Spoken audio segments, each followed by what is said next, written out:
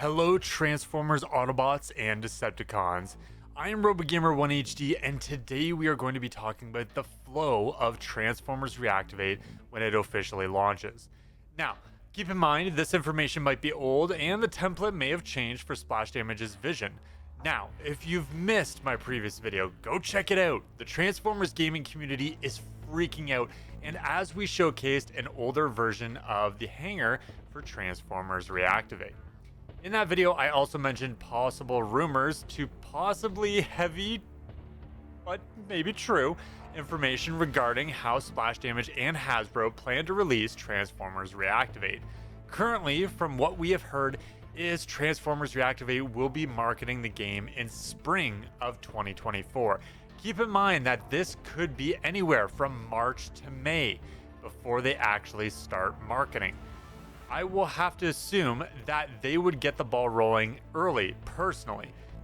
However, that also depends on how prepared Splash Damage is and Hasbro to push that for the start date.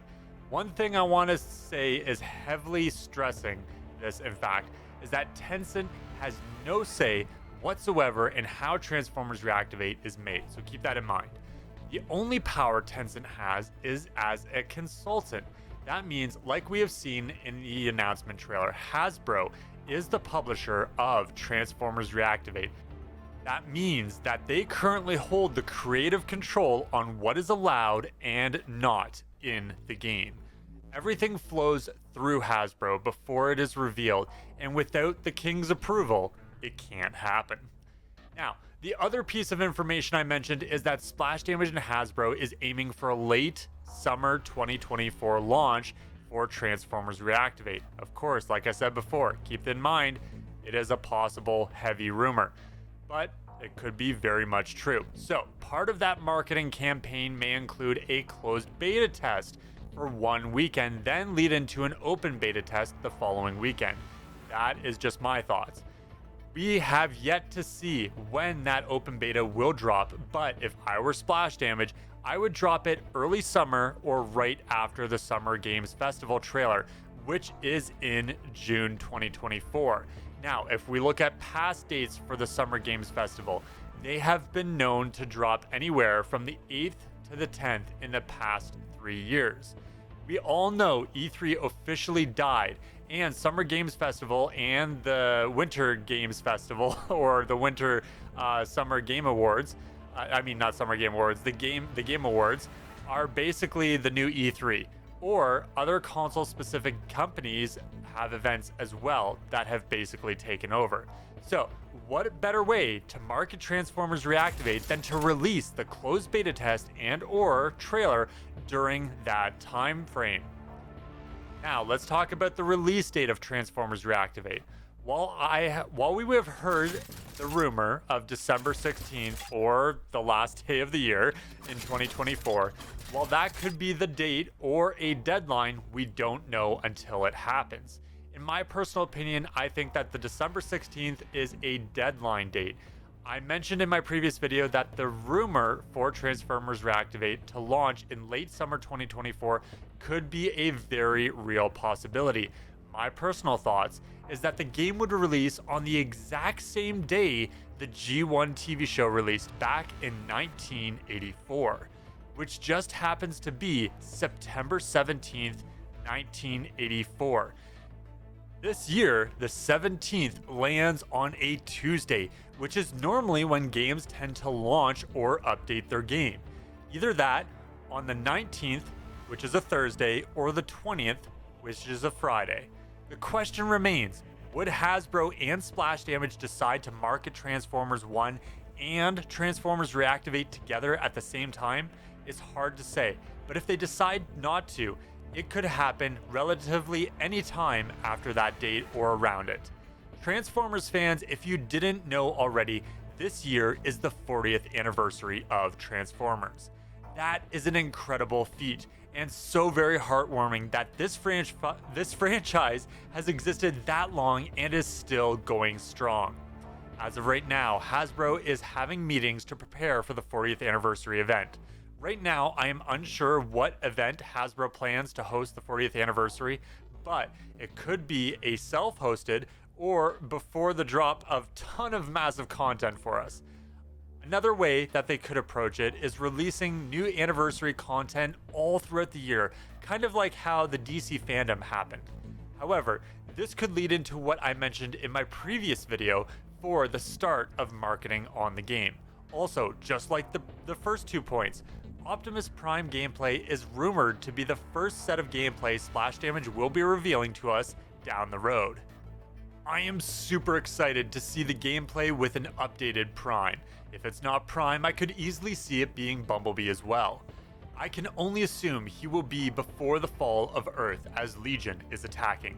If anything, it would be a tutorial prelude scene so that not too much of the game is spoiled to us. Keep in mind that the game will also be on Unreal Engine 5, unlike any of the footage that is showcased on my channel currently. So please do keep in mind that it doesn't reflect the final build Splash Damage will be giving us. I have already seen some developer heads roll or even go as far as saying it's fake just because of how different it is, because since the change from Unreal Engine 4 build to Unreal Engine 5 is just that drastic. Which is kind of funny, but at the same time, it goes to show you that Splash Damage is updating certain parts of the game to fit their vision.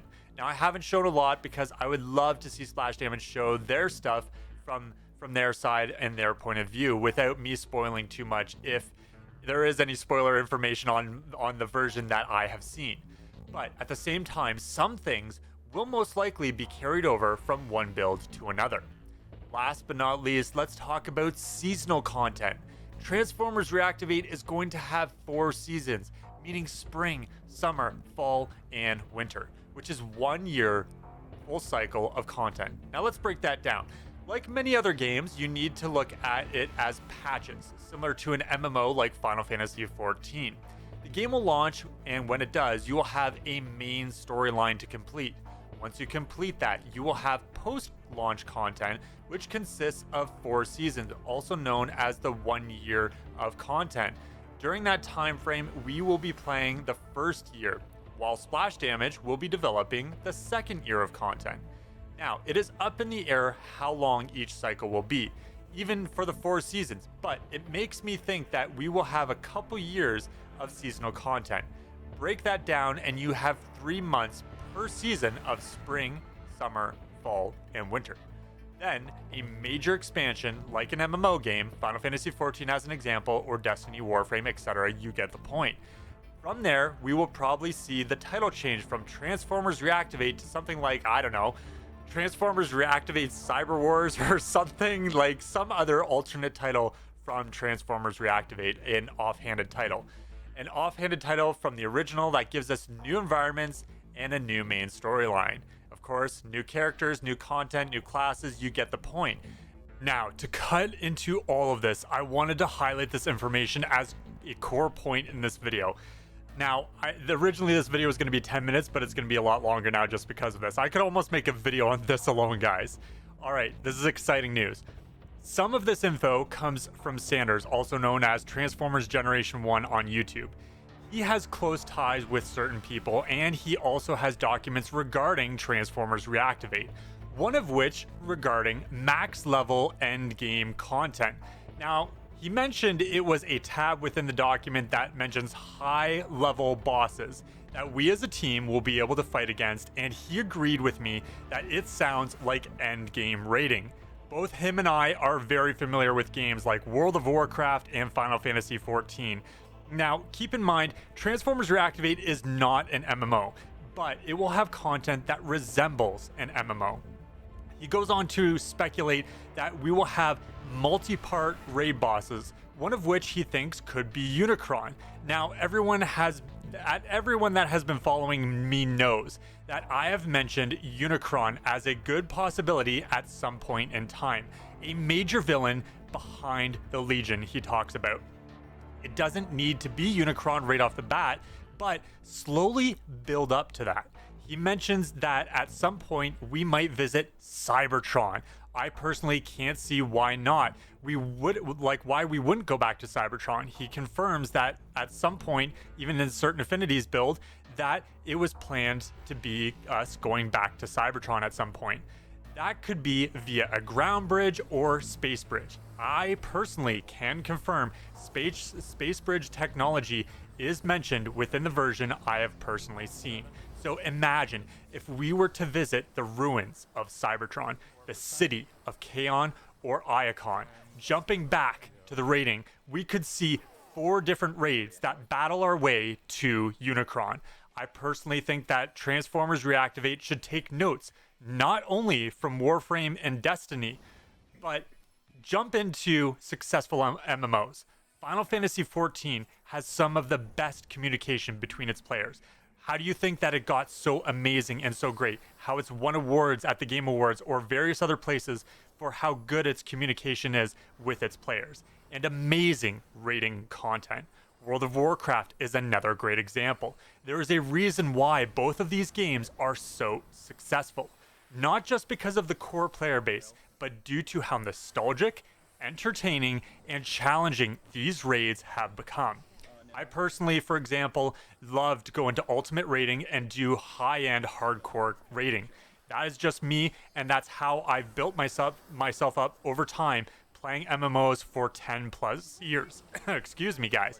But if Splash Damage is going to be doing amazing rating, they need to look at games like Final Fantasy XIV. I personally think a lot of Transformers fans would be very happy if they did content like these games. If we still have guilds in the game, it will be an amazing way to connect with our teams via chats, Discord, and build up our teams with hardcore, midcore, and casuals. Now, that is more of an MMO terminology, but within MMOs and live service games, it's like this and tends to become the norm. If Transformers Reactivate doesn't have some kind of high-end content where 4 players or more can jump into a match together, then I feel like the game won't do well. It needs to have some kind of endgame challenge that pushes players to the max, to max out their stats, their gear, their guns, their overall stats and their character, and find the newest meta or the coolest new gear from these raids. People strive for cosmetics. It's been proven time and time again. And it has been proven across many games, even within the MMO genre. I get it. Maybe you're saying, I don't need this kind of content. That's why we have different types of raiders. And what kind of games like MMO or Final Fantasy XIV, they do it the best. You have different levels of difficulty for raiding.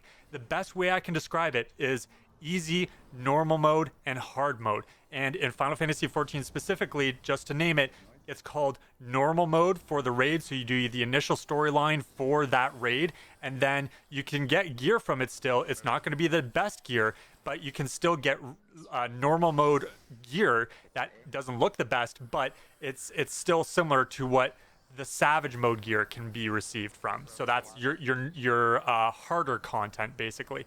But then there's ultimate, and ultimate is like hardcore of hardcore. It's like people, like the 1% population does ultimate rating, and that is what I tend to do, is do that ultimate mode rating. But that's usually like the 1% of the population that actually plays that content, but people still love watching it on Twitch streams and across the world for world races and all that stuff. But it's amazing, and I love seeing those kind of people where they strategize. They don't even give out any statistics or anything. Like, people share the statistics of like, oh, this raid-wide AoE or this something happens here and here and here for this kind of content. And I do think that stuff like that should be in this kind of content, is like telegraphed raid-wide AoEs, even in stuff like this. I do feel like content like that should exist. And then, of course, if you do hardcore type of raiding, maybe take away those telegraphs, and then that is the kind of like 1% of population, or even put that in the savage/hard mode or something like that. All I'm saying is that they need to have some cool endgame rating. Sanders even confirms that there is class-based systems in place, even in certain affinities version of the game, known as offense, defense, support, and control. That's the way the class system works and what it's been described as. I personally believe that players should almost look at the system like tank, healer, DPS, and range DPS, or some kind of buffer for that range DPS. Back to the old school Trinity system, basically. Even if you go through the missions, the way you want it is to uh, gear out with, like, you want a healer to help you out, like Ratchet, for example, or a solid DPS like Starscream. And you want to go in with your 4-player team in those missions, or if you get into raiding, maybe there's more than 4 players. And you go in with that team and you want to make sure that you have a geared out class or character that you've been maining, like Ratchet or Starscream, and you've geared out that character specifically for that content. You want to main like maybe 2 to 3 characters at most, because you want to be able to swap between that. Like, say somebody can't seem to do their job very well, and you're like, how about we swap? You're very good at this character, but I'm a little bit better, or can even vice versa, do dual characters or something like that. That sort of thing, right? Work with different abilities that those characters specifically have. Just going on, the list goes on and on, guys. Just know that if these systems still exist in Splash Damage's version of the game, we might be in for an absolute treat. It all depends on how much research and how much Splash Damage is willing to invest in their end game content. There are so many things to look forward to, guys, and I just wanted to preface that there are so many great things that I think Splash Damage could invest in doing in Transformers Reactivate. And Sanders is bringing some of this information to the front screen and just saying that this is the kind of things that were planned, and I really hope that those were transferred over to Splash Damage's version of the game. Whether they're old information or whether it still stands for Splash Damage's version of the game, who knows? But all we got to say is that I'm super excited personally. If this is the kind of stuff that has already been prefaced and stated, or concept designs talked about in the background scenes, and what we might see for Transformers Reactivate, like I've said before, Transformers Reactivate might actually be the greatest Transformers game that we will see in a very long time.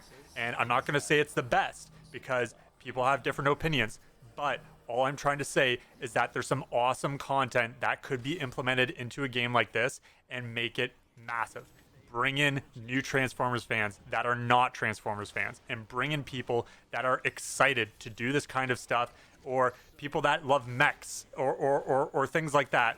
Big stomping Transformers or robots, and they love that kind of stuff, and they want to do this kind of stuff, this kind of content in games like Transformers Reactivate, in games like Final Fantasy XIV or World of Warcraft or Destiny or Warframe. That's what I'm trying to get at, guys. There's such amazing content here, and it's a very good possibility that things like this could be implemented. It's all up to Splash Damage and how they want to see their game come out in the forefront and come and show that to not just the core fan base, but to people outside of the Transformers gaming community. All right, guys, there's so much things to think about, but let's jump back to what other content I have here in this video. Now, this template could have changed for the seasonal content, but it may stay. Only time will tell as to how Splash Damage intends to implement this and formulate a template for their game. That being said, I feel like there is still so much more to be explored and expanded upon with Transformers Reactivate. We haven't even began to scratch the surface on what will be possible with this game. If everything goes well and the way that Splash Damage and Hasbro wanted to, this could be the biggest Transformers game we have ever received. The only problem with that is the execution. Right now, Splash Damage and Hasbro face the greatest threat to Transformers Reactivate, and that is GTA 6. It's been proven that a majority of the core audience are adults. Personally, I could care less about GTA 6. But the way I see it is, in fact, that if Transformers Reactivate attempts to launch in 2025, then the game will be overshadowed by other games. While I personally would love to see Transformers Reactivate thrive and be the pinnacle of Transformers gaming media for years to come, I also don't want a rushed game either. So Transformers fans, do you think Hasbro and Splash Damage will use the 40th anniversary to not only market their game in spring, but also launch in late summer of 2024? Let me know in the comments section down below. Guys, thank you so much for watching. I know I tried to jam a lot of information in such a small amount of time in this video, but I wanted to share that kind of information to you from well-known sources that have good connections. And That information is a rumor for a lot of that information, from the seasonal content to the marketing to the launch date, but a lot of that information is key and could be a real big reality for us as Transformers gaming fans. All I wanted to do is provide you with the latest and greatest up-to-date news regarding that information, and it could very well be true. So, ladies and gentlemen, like I said, let me know what your thoughts in the comment section down below. But of course, if you want to support me further, please like this video, get it out to other Transformers fans, especially if they're in that slump and want to know what's going on with this game and when is it going to release. All right, guys, thank you so much for watching. Look forward to seeing you all in my next video for Transformers Reactivate, games, guides, gameplays, you name it. I'm here for Transformers Reactivate fans and so much more. Thank you all for watching. This is RoboGamer1 HD, over and out. See you all on the battlefield.